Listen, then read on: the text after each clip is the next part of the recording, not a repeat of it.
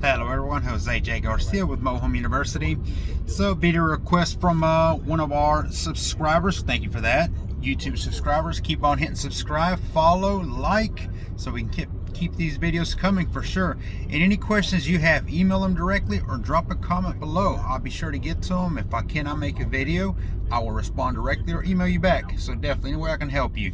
But the AC units, that's actually a pretty good topic, pretty good question. So I do appreciate that, because that's kind of big, especially when you get to rehab and you hear a lot of this new investors. Should you put a whole new central heat and air versus window units? Will I be offered less for a property? Will I be able to sell it less for? And then there's the energy saving, or if you're a landlord and you're having to replace these over and over, these things can make a difference. So let's get started. Let's jump right into it. Should you put central heat and air in all your units? I would say it depends on your ROIs. It depends on your budget. I typically would not, unless there's already one there that I can service or maybe replace certain things on it and keep it going. But if you think and you look at the prices, and every area is different, but on average where I'm located, which is in Georgia, I'm looking around $3 or $4 grand to switch everything back out. So that's not an expense that I'm willing to take. So I would not do something like that. Window units do work, and I apologize, I'm driving, but you have window units that are a little pricier than the norm, that are heat and cold also. So it's not just a AC unit that you buy and it only works during the summer or winter time. You either take them out of the window or leave them there and try to provide little room space heaters. That's not going to work. So I would say spend on that, so that every room needs a AC unit. Okay, now you have to pay attention to the size of the AC unit, which is BTU. There's a number behind that, and every unit has is made for X amount square footage of the house or mobile home, etc. On average, and even this goes for double wides, but on average I would say a bedroom has to have a 5,000 or a little bit bigger, maybe 8,000 tops BTU.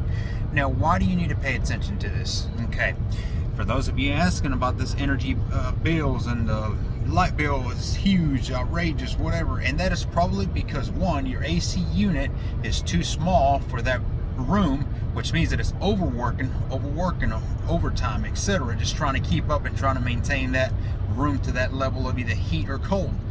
And two, insulation. Your insulation is huge. All too often we see leaks around the windows, and it's because of window units. The window unit was meant to be in the window. It is the way you dress it up and the way you seal it that can be an issue, and that's what we see all too often, is people just don't do it correctly.